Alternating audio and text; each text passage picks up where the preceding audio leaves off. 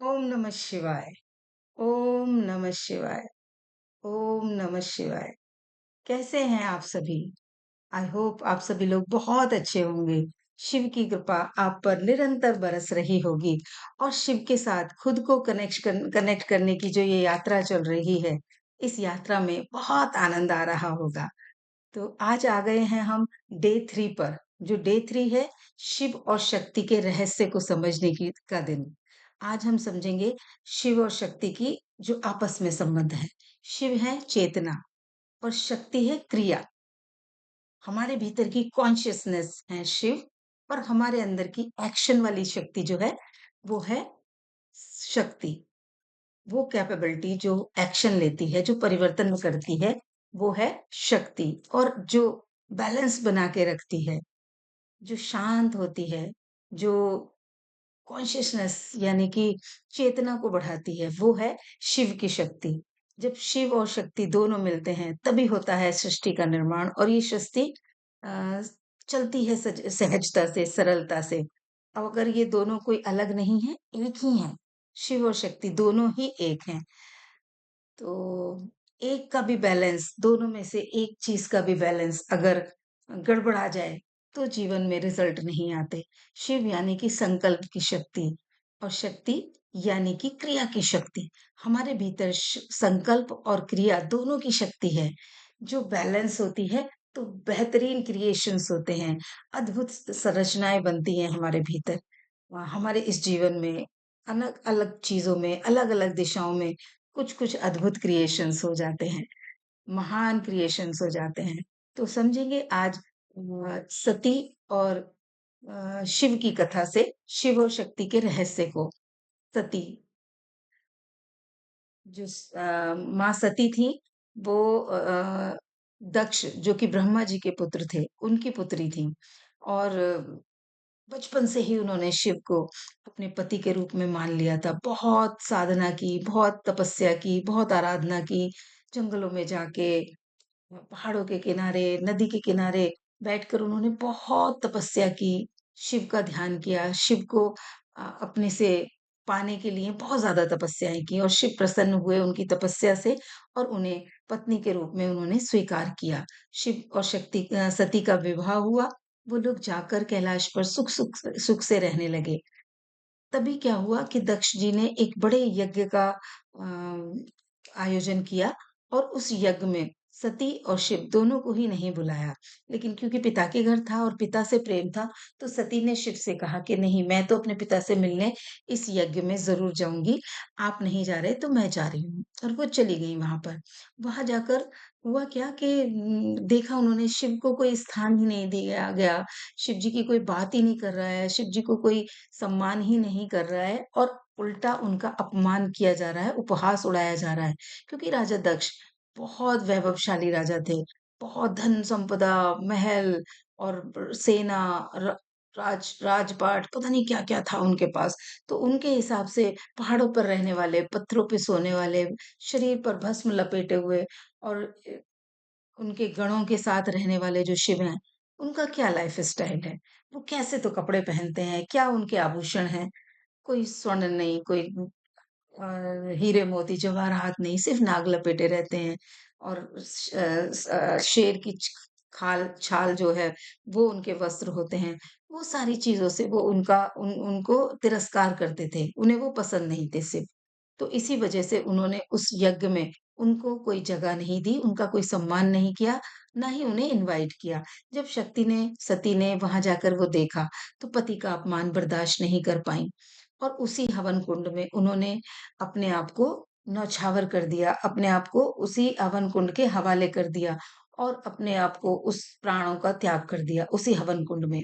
जब सती ने अपने प्राणों का त्याग कर दिया और ये खबर शिव तक पहुंची, तो वो क्रोध में आ गए और उस उनका क्रोध इतना बड़ा कि वो वहीं उस यज्ञ में पहुँच गए। उनका उन्होंने अपने एक रूप को वहाँ भेजा और सारा यज्ञशाला और पूरा जो भी माहौल था वहाँ का, जो सब कुछ तैयारियाँ की गई थी, वो सब तस्त-वस्त कर दी गई, ध्वस्त कर दी गई, पूरा हवन का विनाश कर दिया गया और जो सती का शरीर था, जलता हुआ शरीर, वो उठा के वो पूरे ब्रह्मांड में घूमने लगे, दुःख में, वियोग में, परेशान शिव सारे में घूम रहे थे। तो विष्णु जी ने जब देखा कि ये वैराग्य में जाने से, इस शोक में जाने से शिव के सृष्टि का संतुलन बिगड़ रहा है, क्योंकि शिव का जो कार्य है वो कोई कर ही नहीं पाएगा। तो उन्होंने क्या किया, सती के शरीर को अपने सुदर्शन चक्र से काट दिया और उसके हुए 51 टुकड़े जो पूरी पृथ्वी पर अलग-अलग जगहों पर गिरे शिव के हाथों से, और हर जगह पर उन 51 जगहों पर बना शक्तिपीठ, यानी कि माँ के अलग-अलग रूपों के वो मंदिर बने हुए हैं आज भी। और वहां पर जाकर लोग डिवाइन एनर्जी को फील करते हैं, उस दैवीय ऊर्जा को फील करते हैं, आशीर्वाद पाते हैं वहां से। तो सती ने फिर अगला जन्म लिया पार्वती के रूप में और फिर से खूब तपस्याएं करी शिव को अपने पति के रूप में पाने के लिए, और हुआ और पार्वती का मिलन। ये थी शिव और शक्ति के मिलन की कहानी, कि जब शिव से शक्ति दूर थी तो शिव शव जैसे हो गए थे, शोक में मग्न हो गए थे, किसी तरफ उनका ध्यान नहीं जा रहा था, अपनी सारी जिम्मेदारियों से विमुख हो गए थे। और जब शक्ति बिना शिव के थी, जो पहुंची थी अपने पिता के यहाँ, तो निरुद्देश हो गई थी, कोई दिशाहीन हो गई थी, कोई दिशा नहीं दिख रही थी, और इसीलिए उन्होंने अपने जीवन तक का परित्याग कर दिया था। तो जब-जब हमारे जीवन में ये दोनों चीज़ें बैलेंस होएँगी, यानी कि संकल्प की शक्ति और क्रिया की शक्ति, तो शिव और शक्ति दोनों बैलेंस हो जाएँगे। शिव और शक्ति एक एक पावरफुल रूप में हमारे जीवन में आ जाएँगे। तो हमें इस चीज़ के ऊपर मनन करना है कि शिव और शक्ति एक ही हैं, जैसे दिन और रात, जैसे सृजन और विनाश, जैसे पुरुष और स्त्री। जब ये दोनों मिले होते हैं तो पूर्णता का अनुभव होता है। रात और दिन मिलके पूर्ण बनाते हैं ना, और ना अगर रात ही होती रहे तो जीवन कैसा हो जाएगा? अगर सिर्फ दिन ही दिन हो, रात ही ना हो तो कैसा जीवन हो जाएगा? वैसे ही सृजन होता रहे, खाली विनाश ना हो तो क्या होगा? सोचो आप, आए दिन निरे जीव बढ़ते चले जाएँगे और पृथ्वी पर लोगों के जीने के लिए जगह ही नहीं बचेगी। और अगर विनाश ही होता रहे हर जगह से तो जीवन ही समाप्त हो जाएगा, जीव ही नहीं रहेंगे पृथ्वी पर। तो शिव और शक्ति, यानी कि सृजन और विनाश, दोनों का बैलेंस, संकल्प शक्ति और क्रिया की शक्ति का बैलेंस, यही है हमारे भीतर शिव और शक्ति का बैलेंस। तो अभी हम एक ध्यान करेंगे शिव और शक्ति की इस पावर को अपने अंदर जागृत करने की। तो सभी आंखों को करेंगे कोमलता से बंद, और गहरी लंबी सांस भरेंगे और धीमे से उस सांसों को छोड़ेंगे। फिर से एक गहरी लंबी सांस अंदर, और धीमे से पूरी सांस बाहर। एक बार और, गहरी लंबी सांस भीतर, और पूरी सांस बाहर। अब विजुलाइज करें अपने माथे पर, जहां हम बिंदी लगाते हैं, जहां शिव जी का तीसरा नेत्र है, वहां एक ब्लू कलर का स्थिर बिंदु, एक प्रकाश का बिंदु जो स्थिर है ब्लू कलर में। विजुलाइज करें अपने हृदय के पास रेड कलर का ऊर्जावान गतिवान बिंदु, एक ऐसा ऊर्जा का क्षेत्र जो रेड कलर में है और चलायमान है, गतिमान है, सक्रिय है। आप कल्पना करें ये दोनों प्रकाश मिल रहे हैं, रेड और ब्लू प्रकाश आपके भीतर दोनों एक हो रहे हैं, बैलेंस हो रहे हैं। हमारे भीतर शिव और शक्ति एक हो रहे हैं, सृजन और विनाश एक हो रहा है। सृजन सकारात्मक ऊर्जा का, और विनाश नकारात्मक ऊर्जा का, दुख का, चिंता का, चिड़चिड़ाहट का, झुंझलाहट का, दुख का, दर्द का, सबका विनाश हो रहा है। प्रेम, आनंद, सौहार्द, स्वास्थ्य, संपन्नता, इसका सृजन हो रहा है। दोनों बैलेंस हो रहे हैं। जीवन में संकल्प बढ़ रहे हैं और क्रियाएं उन्हें पूर्ण करने के लिए निरंतर हो रही हैं, दिशा युक्त हो रही हैं। अब मन ही मन कहें, मैं शिव हूँ, मैं संकल्प हूँ, मैं शक्ति हूँ, मैं क्रिया हूँ, मैं पूर्ण हूँ, संपूर्ण हूँ, बैलेंस्ड हूँ। मैं शिव हूँ, मैं शक्ति हूँ, मैं पूर्ण हूँ। एक बार और खुद से कहें, मैं शिव हूँ।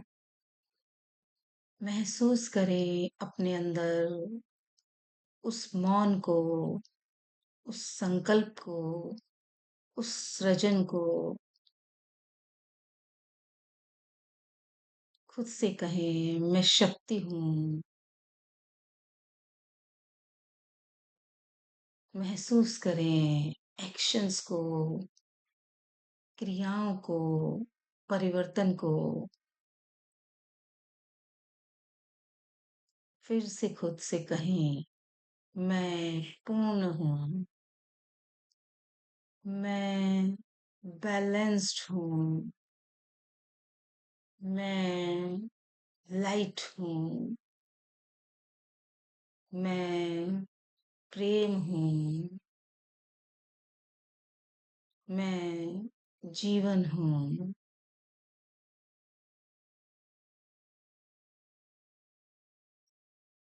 मैं शिव हूँ, मैं शक्ति हूँ, मैं बैलेंस्ड हूँ। एक बार और खुद से कहें, मैं शिव हूँ, मैं शक्ति हूँ, मैं पूर्ण हूँ, संतुलित हूँ, पावरफुल हूँ, एक्टिव हूँ,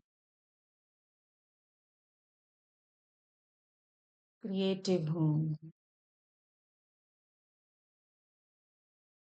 मैं शिव हूँ,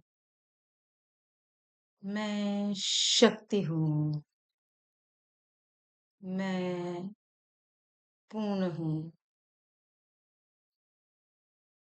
कुछ क्षण मौन रहकर अपने भीतर इस ब्लू और रेड प्रकाश को, जो एक हो गया है, अनुभव करें।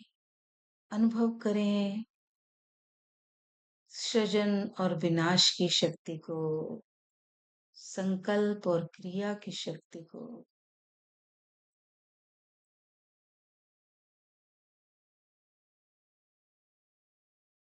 मौन में खुद को देखें।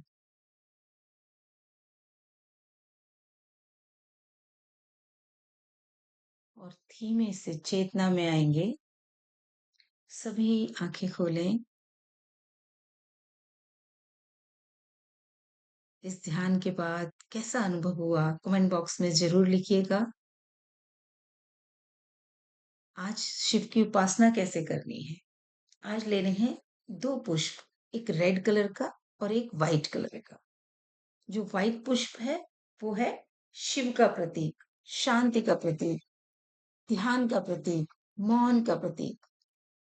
और जो रेड है वो है शक्ति का प्रतीक, करुणा का प्रतीक, ध्यान क्रिया का प्रतीक, ऊर्जा का प्रतीक, भक्ति का प्रतीक, प्रेम का प्रतीक, 2 कलर के पुष्प। और जाना है शिव मंदिर में, जा सकते हो अपने घर में जहां आपने शिव का स्वरूप रखा है, वहां पर ये दोनों पुष्प एक साथ समर्पित करने हैं। आप दिए के आगे भी समर्पित कर सकते हो और मन ही मन अपने भीतर ये विश्वास के साथ ये बोलना है कि मैं अपने भीतर शिव और शक्ति को जागृत कर रही हूँ, जागृत कर रहा हूँ। मन ही मन इस विश्वास के साथ वो पुष्प रखते वक्त ये फील करना है कि मैं अपने भीतर शिव और शक्ति को जागृत कर रही हूँ। मेरे भीतर शिव और शक्ति दोनों जागृत हो रहे हैं, बैलेंस्ड हो रहे हैं। और फूलों को अर्पित करने के बाद जाप करना है, ओम नमः शिवाय, ओम शक्ति है नमः, ओम नमः शिवाय, ओम शक्ति है नमः, ओम नमः शिवाय, ओम शक्ति है नमः, ओम नमः शिवाय, ओम शक्ति है नमः, ओम नमः शिवाय, ओम शक्ति है नमः। 108 बार, 11 बार, 21 बार इस मंत्र का जाप करें।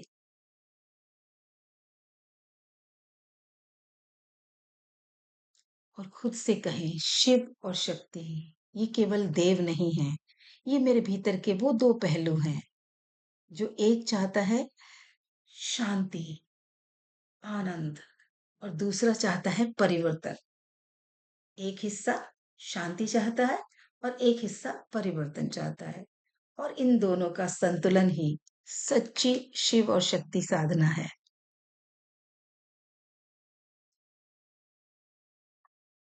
इस साधना का आनंद महसूस करना है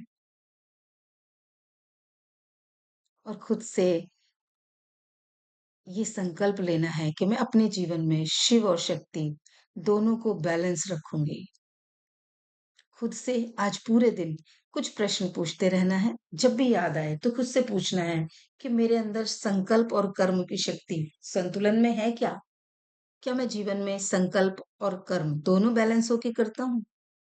या केवल सोचता रहता हूँ, क्या संकल्प लूं, ये कर लूं, वो कर लूं, एक्शन ही नहीं लेता?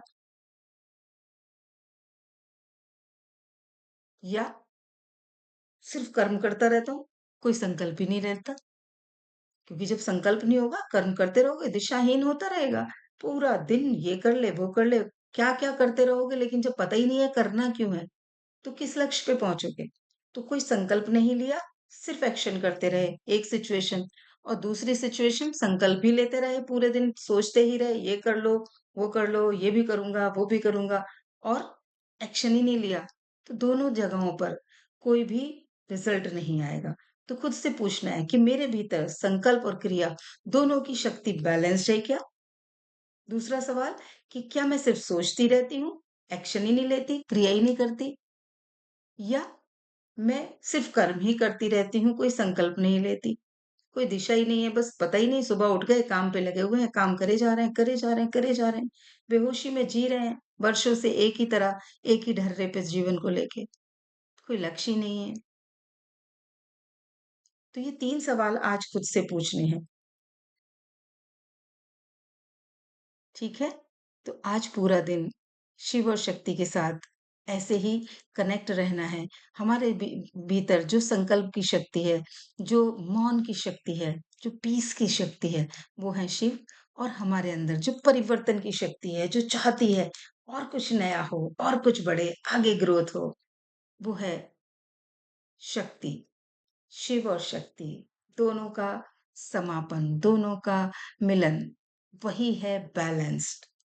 तो आज इसी तरीके से पूरे दिन शिव और शक्ति का जागरण रखेंगे और जाप करेंगे, ओम नमः शिवाय, ओम शक्ति है नमः, ओम नमः शिवाय, ओम शक्ति है नमः, और आप देखेंगे जब पूरा दिन आप इन दोनों शक्तियों का अपने अंदर मनन करेंगे, चिंतन करेंगे कि कहाँ-कहाँ जीवन में ये दोनों बैलेंस्ड हैं, या जब भी कभी कहीं पर कुछ अधूरा महसूस हो, कुछ भी ऐसा पत लगे, यार यहाँ कुछ सैटिस्फैक्शन नहीं हो रहा जीवन में, ये चीज़ ना मुझे आनंद नहीं दे रही, तो खुद को चेक करें कि जो भी ये परेशानी है, या जो भी ये अनकंफर्ट वाली चीज़ है, या जहाँ पर सैटिस्फैक्शन वाली चीज़ नहीं हो रही है, इस क्षेत्र में कहाँ पर मेरी ये दोनों शक्तियाँ अनबैलेंस तो नहीं है?